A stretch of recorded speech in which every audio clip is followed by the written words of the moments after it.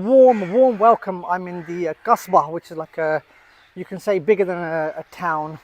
It's an area block, Sham Chaurasi, where pre-partition 1947, the majority of people that lived here were Muslims, and they left here in 1947 to go to West Punjab, and they've left behind this mosque that was here at the time, and also a shrine of a Sufi saint.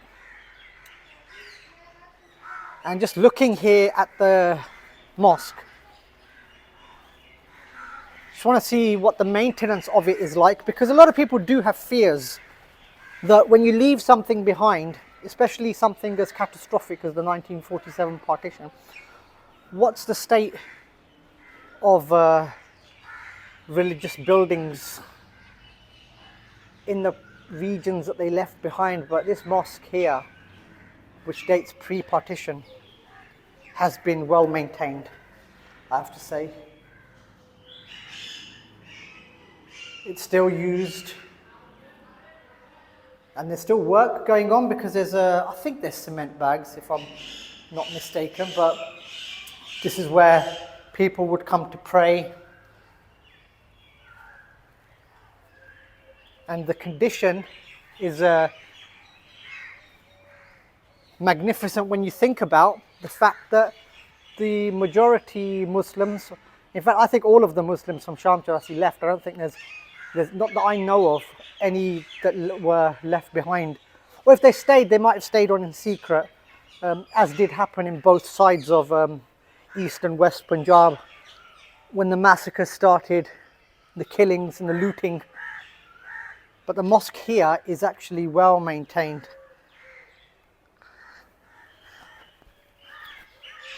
Actually, Punjab on this side has actually seen quite a transformation, because there's probably about 240, 250 Muslims living in India. So even though they're not from this region, quite a few have moved because of work, migration, so that these religious places are back in use again. Because where we mostly stay these days in Uttar Pradesh, there's a big Muslim community, and a lot of Muslims do move down to this region for work. And so buildings, religious buildings, are back in use again, which is amazing. Just want to walk on to where they've got graves. This grave here is one.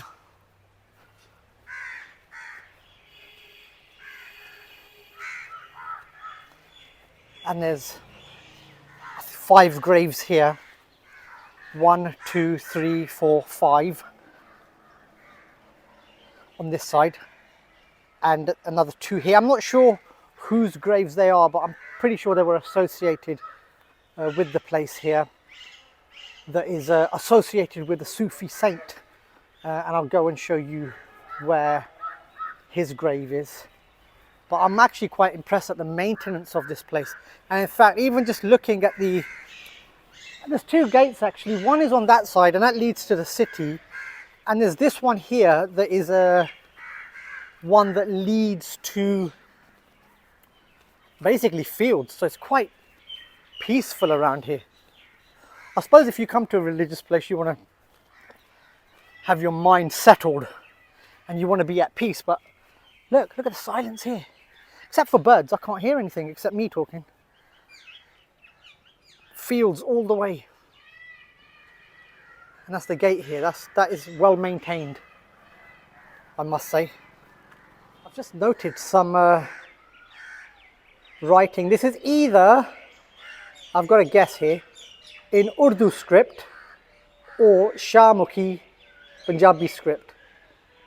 Because I'm not familiar with either of those, and to me they both look the same, I'm not going to be able to read what this says, but if someone could translate, that would be ideal. And this plate is from pre-1947 partition. So this would have been here when Muslims left this area. Amazing to see it, because otherwise, around here, generally, you don't see that writing. It's changed because when renovation works goes on and new plaques get added, it changes. The writing then becomes local here because Gurmukhi is used here, Gurmukhi Punjabi, and Shamukhi Punjabi is used in Pakistan. So here you see that's Gurmukhi script here. It's got Baba Shami Shahji written at the top, and that's what you'll generally find here. In Pakistan you find generally Shamukhi script. Old Sikh buildings there is Gurmukhi script left behind. And this is the actual resting place of the Sufi saint, Baba Shami Shahji. And I've been to many Sufi shrines actually, whether it's Baba Bulle Shah's in Kasur, Pakistan, Hazrat Mian Mir's in Lahore, Ajmer Sharif, Hazrat Moinuddin Chisti's, and many others. You always do get a feeling of tranquility, and it's maintained here, I have to say. It's looked after, which is the best thing. Well maintained, I have to say. And seeing as I opened it, I've got to lock it. Also many graves around here as well that I'm not sure, because they're not named, I can't read anything as to whose they are.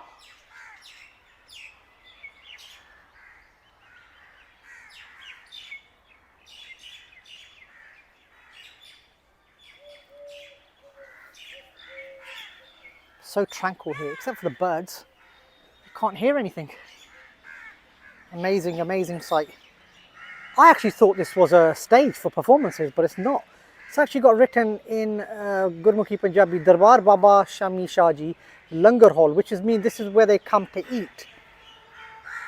So this is a Langar Hall which they're served food, and they all sit here and eat. So it's not a stage for performing.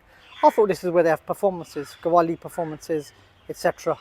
But no, so I'm guessing that actually the performances happen on where the actual dargah is, the darbar is. Which is why now it makes sense now actually, to me, why the fans are here. Yeah, because they've got fans here, it means that performances go on and people are sitting here,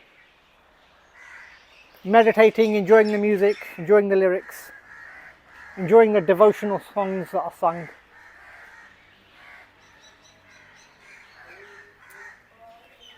But yes, this was my vlog to show you that when the partition of 1947 happened, Muslims from this side left, moved to West Pakistan, mainly to the Lailpur Faisalabad area, which is where the Muslims from this region left for. And generally Sikhs and Hindus from that area left and came here and settled here.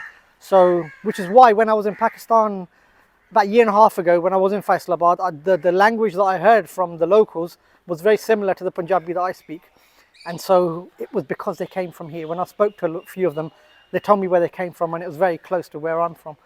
And so it's always interesting to hear these stories.